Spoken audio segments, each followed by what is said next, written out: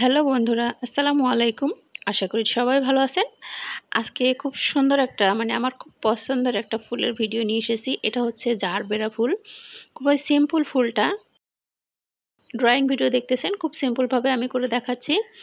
তো এখানে হচ্ছে জাস্ট এরকম রাউন্ড রাউন্ড কিছু দিয়ে নেবেন, আর কিছু ছোট বড় পাশ দিয়ে আবার দিয়ে নেবেন। জারবেরা ফুলগুলো কিন্তু আমরা অনেকেই দেখেছি, অনেকেই চিনি। বিশেষ করে এটা চুলের খোঁপাতে পড়লে খুব সুন্দর লাগে। এছাড়াও অনেক সময় দেখবেন হচ্ছে বিয়ের গাড়ি সাজাতেও কিন্তু এই ফুলটা ব্যবহার হয়। এছাড়া নতুন বর বউয়ের ঘর সাজাতেও কিন্তু এই ফুলটা ব্যবহার হয়।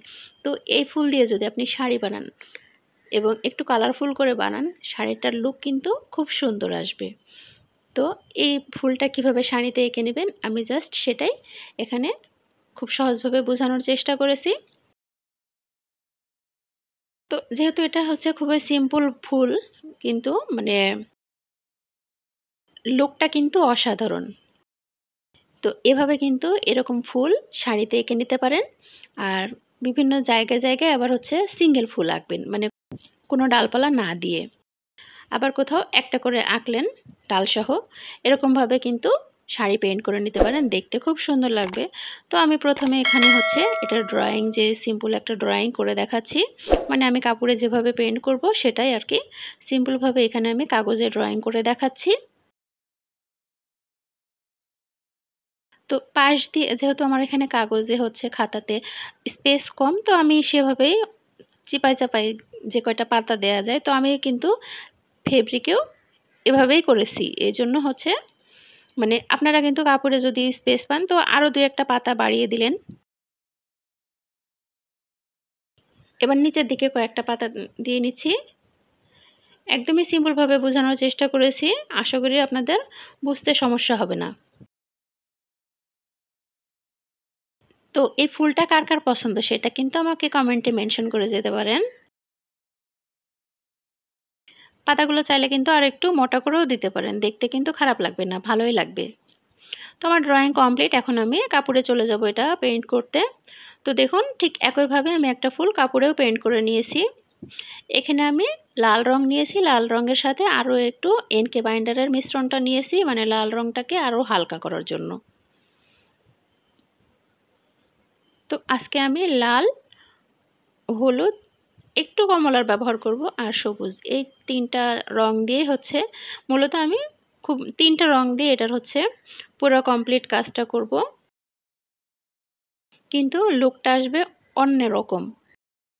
খুব সুন্দর। বললাম না, আমার খুব পছন্দের একটা ফুল এটা। খুব সুন্দর লাগে আমার কাছে এই ফুলটা। তো প্রথমে আমি হালকা কালারটা দিয়ে নিলাম জায়গায় জায়গায়। তারপরে আবার লালের যে ডার্ক কালারটা সেটা একটু জায়গায় জায়গায় আবার দিয়ে নিচ্ছি।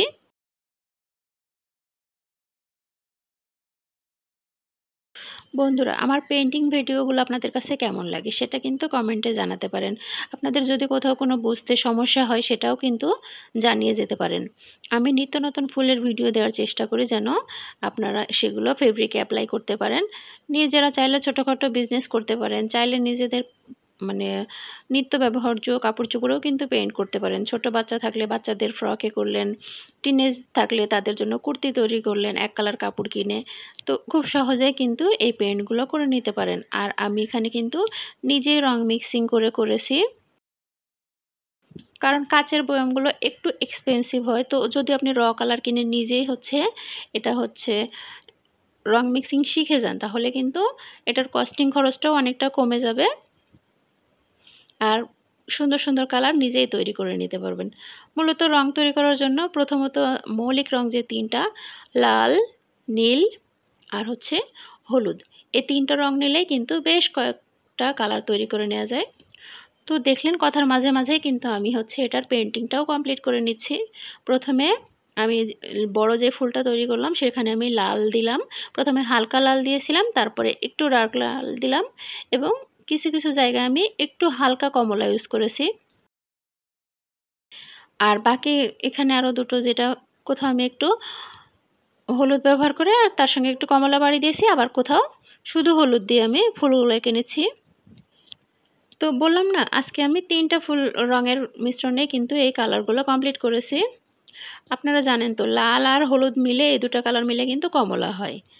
আবার হচ্ছে সবুজ তো আমরা পাতার জন্য সবসময় সবুজ ব্যবহার করি, তো সবুজের সঙ্গে আমি কিন্তু পাতাতে আজকে লাল হলুদ মিলিয়ে একটু করে পাতাতেও ভেরিয়েশন নিয়ে এসেছি।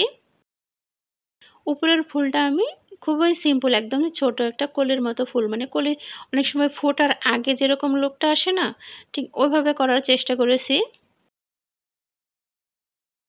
তো এটা কিন্তু না এঁকে সরাসরি মানে ফ্রি হ্যান্ডেও করা যায়, তারপরে আমি সবার বোঝার জন্য এটা একটু ড্রয়িং করে নিয়েছি।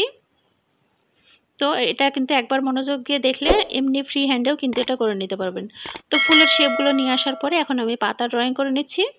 তো লাল হলুদের পাশে আমি একটু সবুজ কালার ঢেলে নিয়েছি। দেখুন আমি খুব অল্পই রং নিয়ে কাজটা কমপ্লিট করতেছি। তো যখন আপনারা শাড়ি পেইন্ট করবেন তখন কিন্তু কালারটা একটু বাড়িয়ে তৈরি করে নেবেন।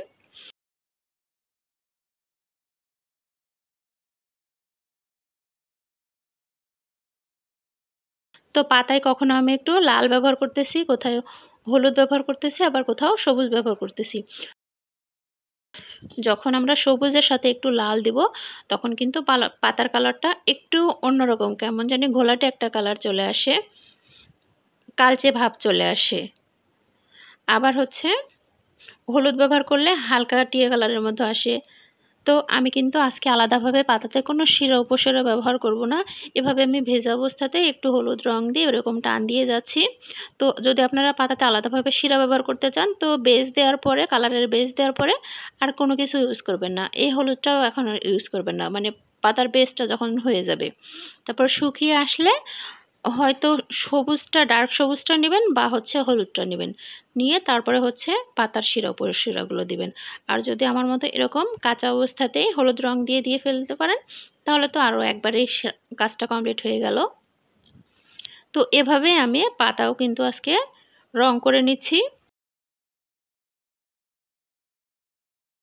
মাঝখানে যে জায়গাগুলো মানে ফুলের মাঝখানে যে আমি খালি জায়গাগুলো রেখেছি সেটাও আমি কালার করে নেব, মানে সেটা মানে এই ফুলটা একটু হালকা শুকিয়ে যাওয়ার জন্য অপেক্ষা করতেছি, নইলে পরে মানে মাঝখানে যখন রং করতে যাব তখন মিশিয়ে যাবে উপরটার সাথে, মানে ফুলের সাথে, তখন কালারটা ভালো মতো বোঝা যাবে না, এই জন্য মানে জগা খিচুড়ি বেঁধে যাবে একদম।